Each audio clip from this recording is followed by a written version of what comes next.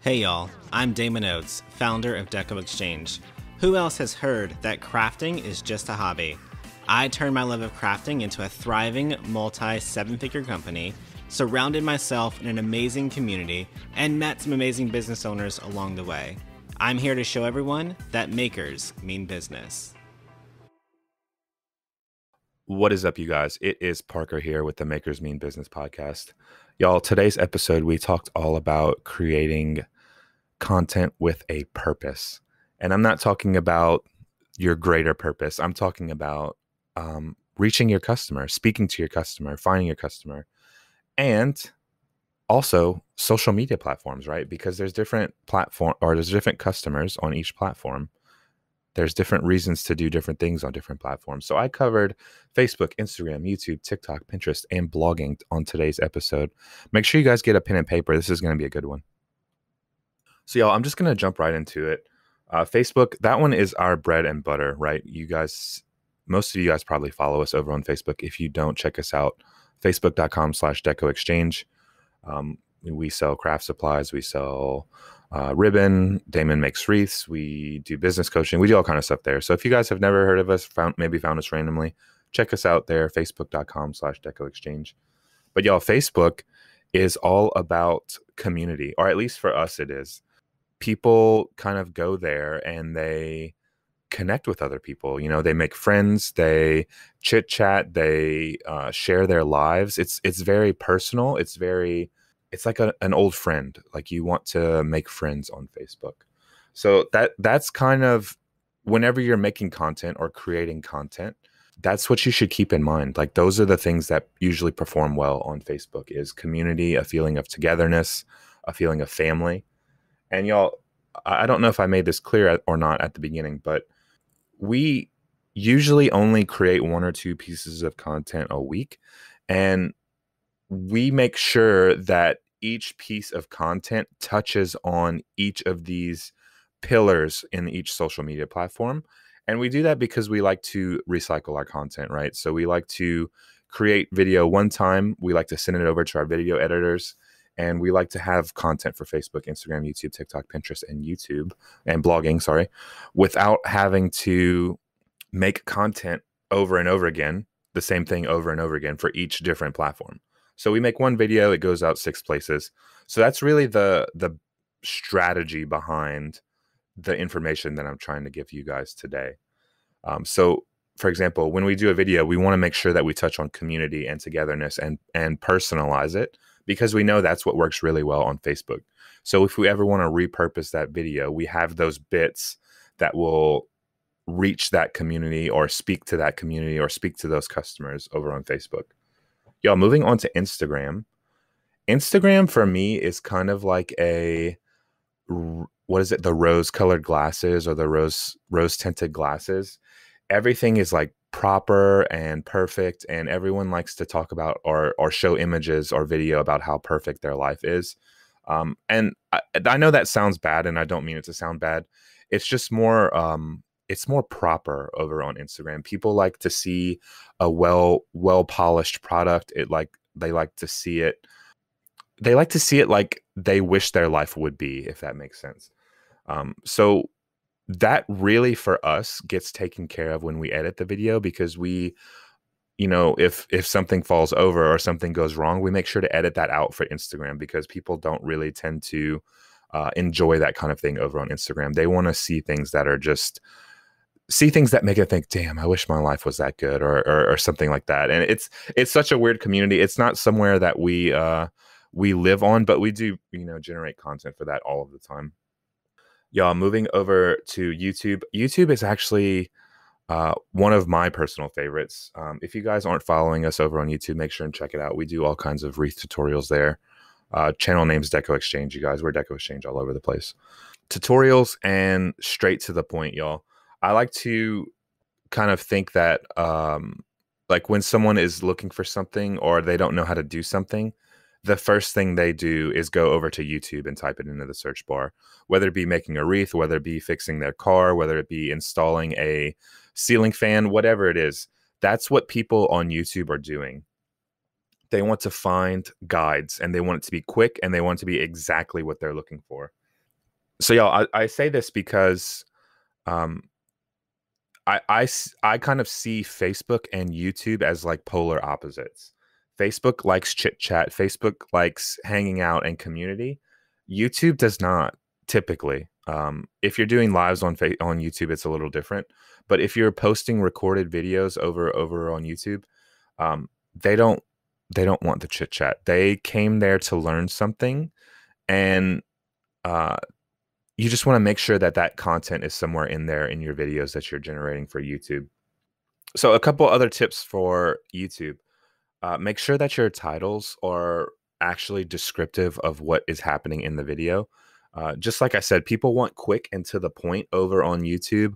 They want to search how to set up a light. And in that video, you better be freaking setting up that light or they're not going to be happy. They're going to downvote the video. They're going to thumbs down it, whatever it's called. And it's not going to go over well with the YouTube audience. Honestly, I think quick videos usually work best for us. Y'all, I should mention here, I know I'm talking about a lot of things that do and don't work. This is all based on our experience, right? And I talk about this a lot in our business coaching group, but there's tons and tons of ways to get to have success on these different platforms and just in business in general. So for example, I'm saying Facebook is all about community and togetherness. I know plenty of pages that are successful and don't have those pillars in their content, and that's perfectly fine, you guys. I just want you to know that these are the things that work really well for us on all of these different platforms, and it's kind of like a track record of what has worked well for us. So that's like a little disclaimer when I'm talking about all this, you guys. Y'all, moving on to the fourth platform I want to talk about, TikTok. So TikTok is a little new. It's definitely underused in the crafting community. I know a few kind of trailblazers are using it, and that's really great. But TikTok, y'all, is such an interesting place. People are out there looking to support small businesses. So if you're a small business on TikTok, make sure you bring that up one way or another. But that kind of leads into the pillars that I see on TikTok: real life and a story. So people love to hear a story and people love to see what's really happening behind the scenes. So kind of the opposite of Instagram, really. Instagram is all about the production and the show, in my opinion. And TikTok is more about the behind the scenes and what's really happening and what does this look like in real life, because they don't really have the same rose colored glasses that Instagram has.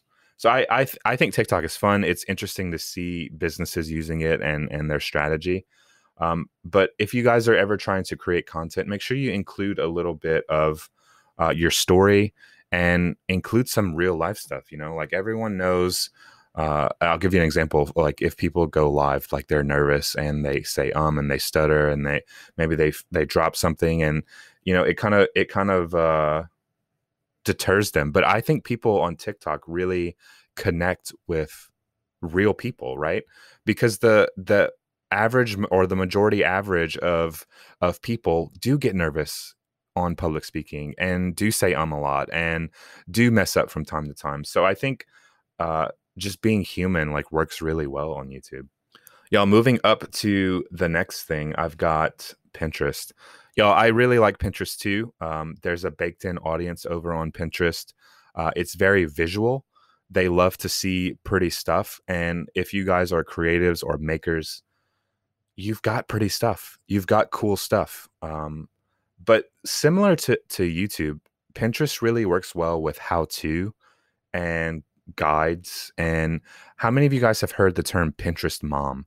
So whenever you're creating content for Pinterest, think about the Pinterest mom and what the Pinterest mom needs. So it's really, you just kind of have to keep it simple over on Pinterest. And I know Pinterest is a little different because probably most of you guys, when you think of Pinterest, you think of pictures and pretty images. But Pinterest actually has video options as well.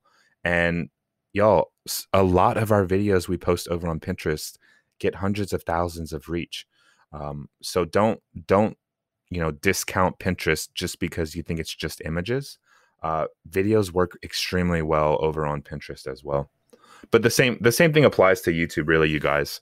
How-tos, guides, recipes, all of that stuff works really well over on Pinterest.